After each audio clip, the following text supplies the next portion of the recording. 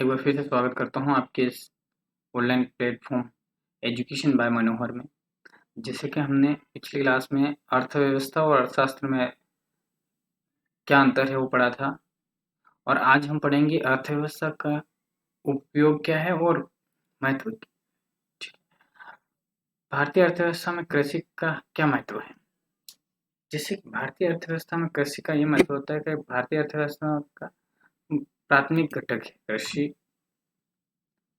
प्राथमिक घटक है, ठीक है। दूसरी बात ये है कि कृषि आज़ादी से पहले कृषि की बहुत हालत बिगड़ी हुई थी, क्योंकि अंग्रेज अपनी मनमर्जी से कृषि को बुआते थे किसान के द्वारा, और मतलब किसान को विवश करते थे कि नकदी फसल बोया जाए, जैसे नील है, कपास, जूट है और ये गन्ना आदि, ठीक है। इसके बाद जब देश आज़ाद हुआ तब कृषि का योगदान लगभग 51% था। इसके बाद कृषि की हालत धीरे-धीरे सुधरती गई, और लगभग आज भी कृषि का योगदान 48% के आसपास है। तो ये चीज़। और दूसरी बात ये है कि वैश्विक अर्थव्यवस्था और राजनीतिक में भूमिका क्या है? अंतर्राष्ट्रीय स्तर पर अर्थव्यवस्था का प्रभाव। देखो, वैश्विक अर्थव्यवस्था और राजनीतिक भूमिका में एक बड़ा कॉम्बिनेशन है, क्योंकि जब राजनीतिक भूमिका ऐसे निभाती है, जब विश्व में जब दो देश होते हैं, तो वो देशों में राजनीतिक संबंध अच्छा होना बहुत ज़रूरी है, क्योंकि जब राजनीतिक संबंध अच्छे होंगे तो देश का व्यापार का नेटवर्क और निवेश बढ़ेगा, और निवेश बढ़ने से क्या होगा, उसमें रोजगार उत्पन्न होंगे और टेक्नोलॉजी का उपयोग होगा। तो अनएम्प्लॉयमेंट यानी कि बेरोजगारी कम होगी, और जीडीपी में भी योगदान देगा। दूसरी बात ये है,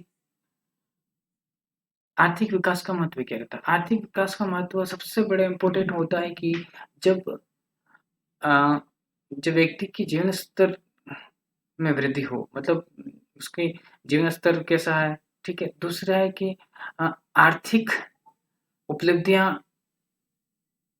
हैं, और तीसरी बात यह है कि जब उसको आर्थिक सुरक्षा कैसे दी जाए, और गरीबी को दूर कैसे किया जाए। अब रही बात मिश्रित अर्थव्यवस्था, अर्थ और विशेषता लाभ भारत के आर्थिक संरचना को समझता है। देखो, दूसरी बात ये है कि भारत की अर्थव्यवस्था मिश्रित अवस्था वो है, दो अर्थव्यवस्था है उसमें। जैसे कि पहली है कि पूंजीवादी, और दूसरी उसमें सरकार का हाथ होता है, समाजवादी, ठीक। तो उसमें क्या होता है कि पूंजीवादी और समाजवादी दोनों मिलके अर्थव्यवस्था को संतुलन बनाए रखते हैं, जिससे प्राइस स्टेबिलिटी यानी कि मूल्य की अस्थिरता रहती है, और दूसरी बात ये खाद्य श्रृंखला यानी फूड गेन को संतुलन बना रखती है। Thank you guys. अगर वीडियो समझ में आया हो तो लाइक ज़रूर करें, शेयर करें, सब्सक्राइब करें, और ताकि मेरा हौसला और बढ़े और ऐसे वीडियो और लाऊंगा। Thank you.